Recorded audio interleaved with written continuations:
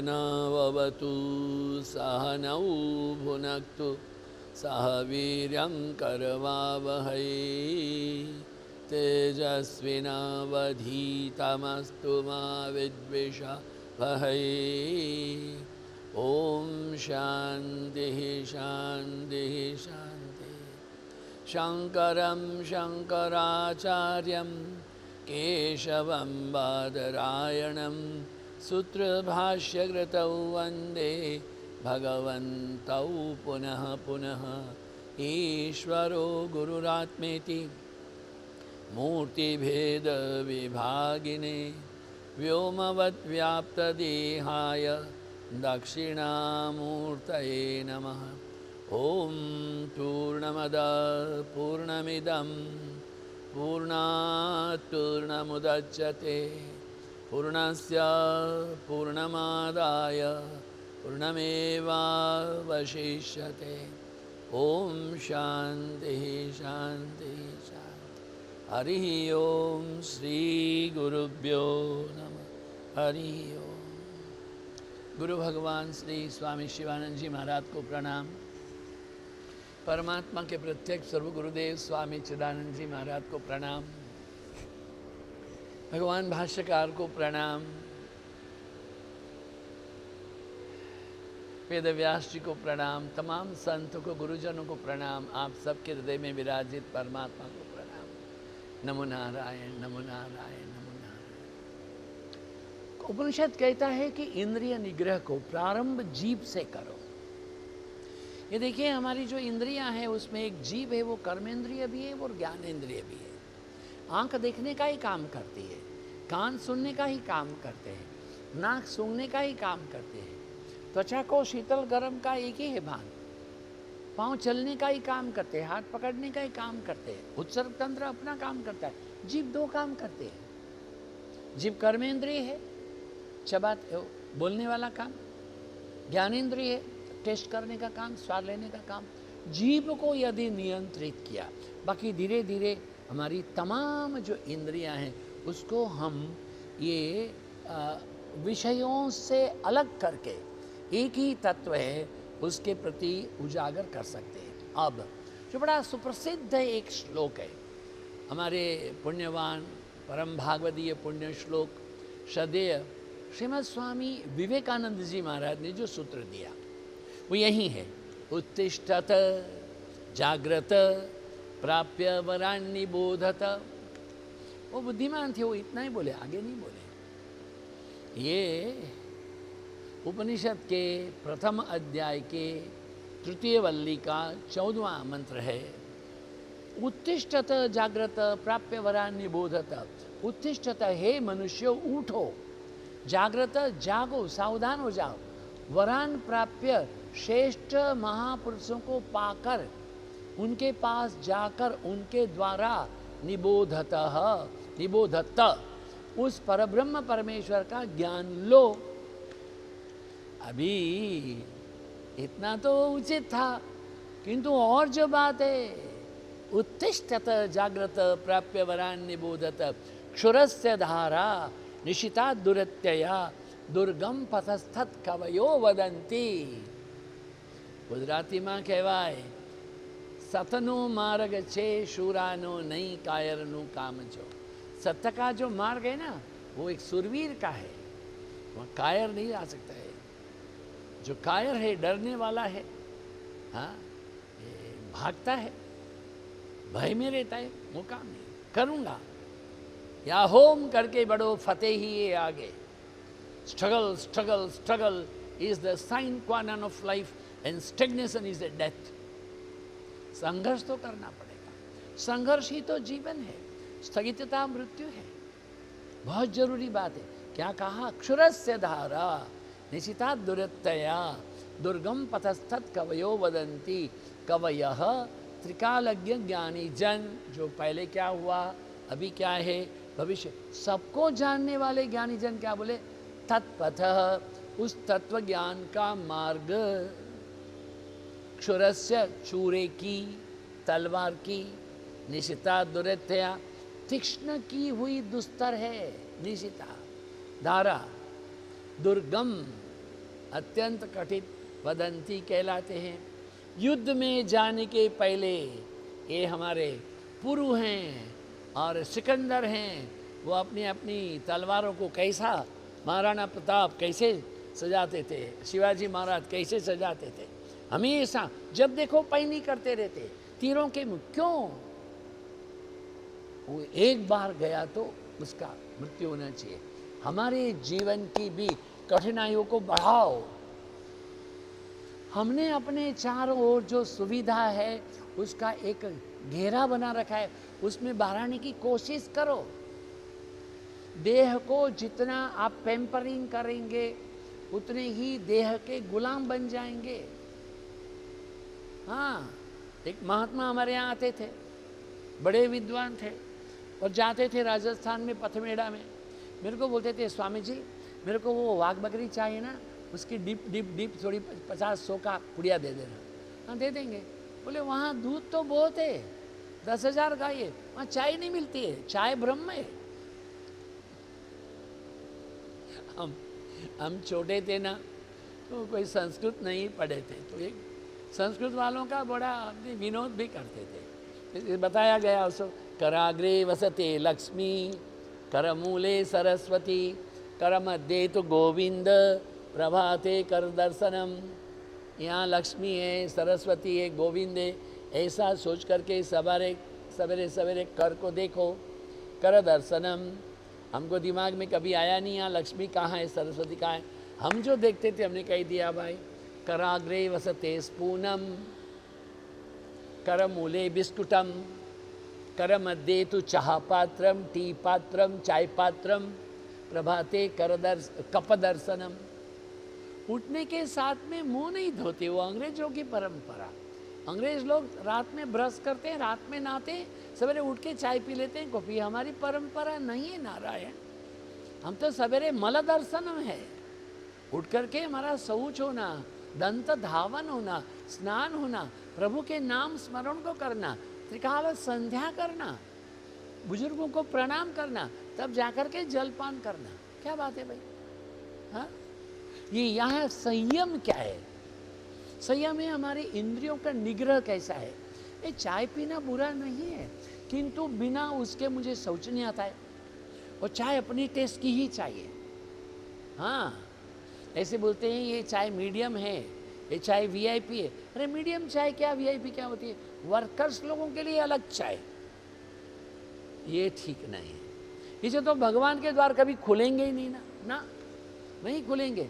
अरे उनमें भगवान को देखो यार, जो कल परसों ये हमारी सफाई वाली माई है, अपने बेटे को लेके आई थी, तो मैंने बुलाया, उसको पास बैठाया, तो उनकी माँ चले, अरे महाराज के साथ में मत बैठ। मैंने बोला बेटे तुम क्या पढ़ते? बोले 8वीं क्लास है। हमारे पास सामने और भी 6-8 लड़के खड़े थे। हमने कहा पढ़ो, किताब पढ़ो। 8वीं फेल है, उन्होंने एक लाइन भी नहीं पढ़ी। 9वीं फेल है, पढ़ी। 10वीं फेल है, उसने धीरे पढ़ी।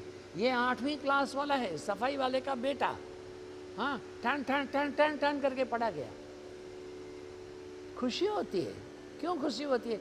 इसको पढ़ने की इच्छा है। ये बड़े घर से आए, उनकी पढ़ने की रुचि नहीं है। रुचि नाम वैचित्र। इसलिए महर्षि पातंजलि कहते हैं, सतु नैरंतर्य दीर्घ काल सत्कार से भी तो दृढ़ भूमि ही। सत्कार से भी तो रुचि चाहिए। हमारी रुचि अगर आत्मा में है तो हम आत्मा के मार्ग पर जाएंगे। बड़े लोग दुखी हैं। क्यों दुखी है? क्योंकि अभी 5.5-6 महीना बंद हो गया है, बाजार में जाके खड़े होके खाना नहीं हो रहा है। ईश्वर क्षमा करे, हम संयम में रहना सीखें।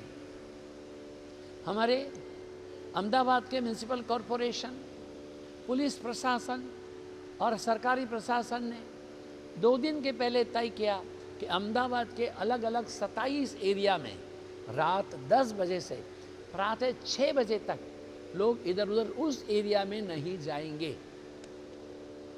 और परसों रात को बिना मास्क पहने रात में घूमने भटकने वाले इतने लोग पकड़े गए कि पर हेड 1,000 के रुपए के हिसाब से उन्होंने 4.25 करोड़ रुपया जमा किया है। What a shame. ढोल बजा करके प्रशासन कह रहा है, पुलिस कह रही है, म्यूनसिपल कि भाई ये संवेदित, विशेष रूप से युवक युवतियां हैं, आधी रात तक ये अमूल पार्लरों के सामने बैठे रहते हैं और गप लड़ाते रहते हैं, वही कहाँ पर भी पान के पिचकारियां मार मार के कोरोना फैला रहे।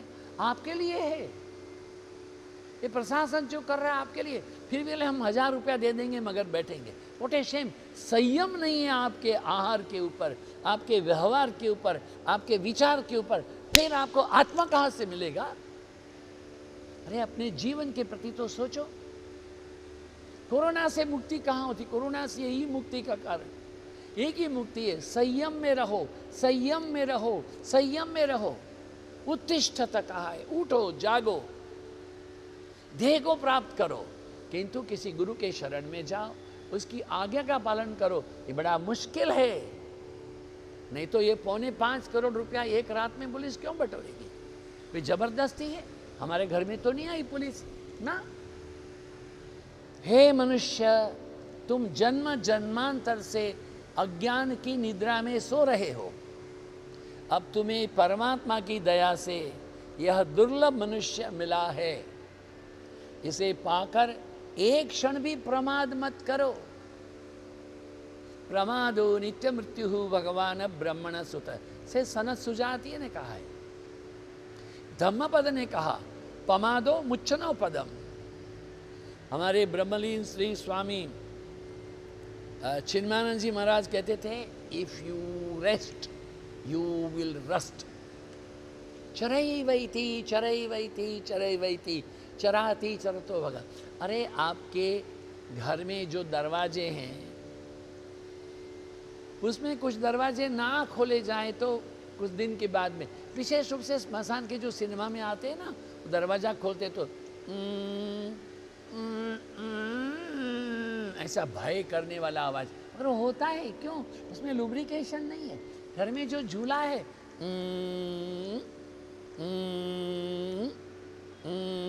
तेल डालना है, लुब्रिकेशन करना है, ये जो है आवाज क्यों करता है? क्योंकि वो प्रमाद है, आलस्य है। आलस्य मत करो, प्रमाद मत करो। अपने जीवन को हमेशा कर्तव्यनिष्ठ रखो, चमकदार रखो। हमारे आश्रम में ऐसा 10 इतने बच्चे हैं, 8 तो हैं हमेशा, गाँव से आते हैं, देहात से आते हैं। कोई बगीचे में पानी देता है, कोई ये मंदिर वगैरह साफ करता है, कमरे वगैरह साफ करते हैं। हमने कहा आपके सबके घरों में, आपके सबके गांव में कितने लोगों को कोरोना? बोले किसी को भी नहीं। क्यों? वो धूप में रहते हैं ना, और मजदूरी करते हैं, वो धूप में रहते हैं, प्रकृति के साथ में रहते हैं और शरीर से श्रम करते हैं। हम बोलते हैं ना आश्रम, ब्रह्मचर्य आश्रम, गृहस्थ आश्रम, वानप्रस्थ आश्रम, संन्यास्त आश्रम। श्रम मने मेहनत करना, आश्रम जिस जगह में रह कर के आप मेहनत करो, श्रम करो, थोड़ी मजदूरी करो, हाथ पांव हिलाओ, आलस करके लंबी टांग करके मत बैठो। आपको नहीं क्षुरस्य धारा निशित दुरतया। अरे भाई सुनो, बुरा लगता है, लोग चाहे तो, लोगों को चाहिए, हम कहते हैं भाई कार पार्किंग में कार पार्क करो, दे डोंट लाइक इट। क्यों? कार पार्किंग किए तो हमको ऐसा पूरा 1500 गज चलना पड़ेगा मंदिर में। क्यों? क्या तकलीफ है? उनकी तो ये बात है कि अगर कार मंदिर के भीतर चली जाए तो हम कार की खिड़की खोल के वहीं से शिव जी के ऊपर जल डाल दें, महादेव। अरे मेरे प्यारे, ऐसा नहीं होता है ना। अमरनाथ की यात्रा करने ही तो उस परिक्रमा में जाने के लिए योग के ऊपर जाओ, तब भी तो वहाँ तक तो जाना तो पड़ता है। वैष्णो देवी में भले ही आप ये हमारे क्या कहे कि हेलीकॉप्टर में चले जाओ, कि डोली में, टट्टू में चले जाओ, फिर भी चलना तो पड़ेगा। मंदिर के भीतर तक तो आपके ये जो पौनीज नहीं जाएंगे। मुंह में कुछ रखा तो चबाना तो पड़ेगा। अरे नहीं, हम मिक्सी में मिला दें तो पचाना तो पड़ेगा। जागृत हो, उपनिषद कहता है, तस्मा जागृत जागृत जागृत। जागृत हो हम, उपनिषद के अंदर अपने कल्याण का मार्ग परमात्मा का, उद्धरेद आत्मनात्मानम आत्मानम अवसादयेत आत्मैवरात्मनः बंधु आत्मैवरिपुरात्मनः। आपका उद्धार आपको ही करना पड़ेगा, क्योंकि आपके मित्र आप हैं, आपके शत्रु भी आप हैं। मन एव मनुष्याणाम कारणम बंध मोक्षयो, मनुष्य के सुख और दुख का कारण वह स्वयं है। You are the key for your own problem. आपकी समस्या का समाधान सातवें आसमान से नहीं हो सकता है। ब्रह्म प्राप्ति का मार्ग इतना दुष्कर क्यों है? इस जिज्ञासा पर परमात्मा के स्वरूप का वर्णन करते हुए अब कहा गया है, अशब्दम अस्पर्शम अरूपम अव्ययम तथा रसम नित्यम अगंधवश्च यत् अनाद्यवंतम महतः परम ध्रुवम नीचाय तन मृत्यु मुखात् प्रमुच्यते। अनाद्यनंतम, अनादि अनंतम, इको एणचे अनाद्यंतम महतः परम ध्रुवम निचाय तन मृत्यु मुखात् प्रमुच्यते। जो अशब्दम शब्द रहित, अस्पर्शम स्पर्श रहित, अरूपम रूप रहित, अरसम रस रहित च और गंधवत बिना गंध वाला, अव्ययम अविनाशी, नित्यम अनादि, अनंत है, महत है, महान आत्मा से श्रेष्ठ एवं ध्रुवम सर्वथा सत्य है, वही तत्व है। तत् उस परमात्मा को निश्चय जानकर मृत्यु मुखात, मृत्यु के मुख से प्रमुच्यते, सदा के लिए छूट जाता है। बहुत सरल भाषा समझाते, बहुत सरल। मान लीजिए कि आपको एक कोठी खरीद करनी है। भाई ये कोठी का दाम क्या है भाई? बोले कोठी है वो 7 करोड़ की है। 7 करोड़ की है। अभी देखिए मेरे पास अभी 7 लाख है, मैं दे दूं तो? हाँ 7 लाख दो, फिर बाद में महीने में लाख देता रहूँगा तो नहीं देगा ना। अरे आप रेलवे स्टेशन में खड़े हो जाओ अहमदाबाद के, दिल्ली तक की मुझे टिकट दीजिए, उसमें चाहिए फर्स्ट एसी स्लीपर में चाहिए, आपके 3,500 रुपये लगेंगे। यार मेरे पास इतना नहीं है, 2,000 है, तो ऐसा करो सेकंड 3 टायर में चले जाओ। नहीं, जितनी बड़ी चीज़ को खरीदना चाहते हो उतना बड़ा पेमेंट करना ही पड़ेगा। छोटे ढाबे में खा लोगे तो आपको 150-200 रुपये में खाना हो जाएगा। हमारे आश्रम के साथ में एक सद्विचार परिवार है, भोजन देते हैं, 80 रुपये में पूरा खाना देते हैं। किंतु अगर आप ताज में चले जाओ, एक कप चाय को 250 रुपया देना पड़ेगा। परमात्मा सबसे ऊपर है, महत है, चैतन्य है, ज्ञान का ज्ञान है, रुचि की रुचि है, दिव्यता की दिव्यता है, भव्यता की भव्यता है, गौरव का गौरव है, गरिमा की गरिमा है। उसके आगे पीछे कोई नहीं, इसके ऊपर और कोई भी नहीं, सर्वोच्च स्थिति में है। तो फिर आपको भी ये शब्द स्पर्श रूप रस गंध इन तन्मात्राओं से जो परे है, तो हमको भी वैसे परे होना पड़ेगा। देखिए हमारे हिंदुस्तान में स्विच को डाउन करते हैं तो लाइट होती है, अमेरिका में स्विच को ऊपर करते हैं तो लाइट होती है। नहीं, मैं डाउन करके रखूँगा। तो इंडिया वापस जाओ मेरे प्यारे। भारत में हम नल के नीचे ऐसे हाथ रखते हैं। अमेरिका में वो जो जहाँ ये हमारे एयरपोर्ट से ना, वहाँ वाटर कूलर लगे, नीचे से पानी आता है, ऊपर से ऐसा करना पड़ता है। अभी आजकल हमारे यहाँ भी ऐसे लगना चालू हो गए। वर्षा ऊपर से नीचे होती है, किंतु उसके पहले उसको समुद्र से बादल बनना पड़ता है। ये पूरी एक प्रक्रिया है। परमात्मा शब्द स्पर्श रूप रस गंध वो अतीन्द्रिय है। इस मंत्र में उस परब्रह्म परमात्मा को प्राकृत शब्द कहा है। प्राकृत कौन कौन है? शब्द स्पर्श रूप रस गंध के रहित बतलाया है। परमात्मा को ये तन्मात्राओं से संबंध नहीं है। परमात्मा इंद्रियातीत है, क्योंकि वो अशरीर है। इसलिए सांसारिक विषयों को ग्रहण करने वाली इंद्रियां परमात्मा तक नहीं पहुंच सकती है। उसको आँख से नहीं देखा जा सकता है, कान से नहीं छुआ सकते हैं, हाथ से स्पर्श नहीं होता है, क्योंकि प्रभु नित्य है, अविनाशी है, अनादि है, असीम है, जीवात्मा से भी श्रेष्ठ, सर्वथा सत्य है। उन्हें जानकर मनुष्य सदा के लिए जन्म मरण के बंधन से छूटता है। पुनरपि जननम पुनरपि मरणम पुनरपि जननी जठरे शयनम यह संसारे खरु दुस्तारे कृपया पारे पाहि मुरारे भज गोविंदम। भगवान शंकराचार्य जी ने कहा है, भज गोविंदम गोविंदम भज मूढ़मते। आगे के 2 श्लोक हैं, वह इस अध्याय को पूर्ण करने के बाद में इसकी महत्ता करते हैं। नाचिकेतम उपाख्यानम मृत्यु प्रोक्तम सनातनम उक्त्वा श्रुत्वा च मेधावी ब्रह्मलोके महीयते य इमं परमं गुह्यं श्रावयेत् ब्रह्म संसदि प्रयतश्राद्ध काले वा तदा अन्त्याय कल्पते तदा अन्त्याय कल्पत इति। क्या कहा है? आनन्त्यात कल्पते। ये इस अध्याय में नचिकेता के प्रति यमराज का जो उपदेश है वो कोई नई बात नहीं है, ये परंपरागत सनातन उपाख्यान है। बुद्धिमान मनुष्य को इसका वर्णन श्रवण करने वाला ब्रह्मलोक को प्राप्त होता है। जो मनुष्य विशुद्ध होकर सावधानी से इस परम रहस्यमय प्रसंग को तत्व विवेचन पूर्वक भगवान उर्मी शुद्ध बुद्धि से ब्राह्मणों की सभा में सुनाता है।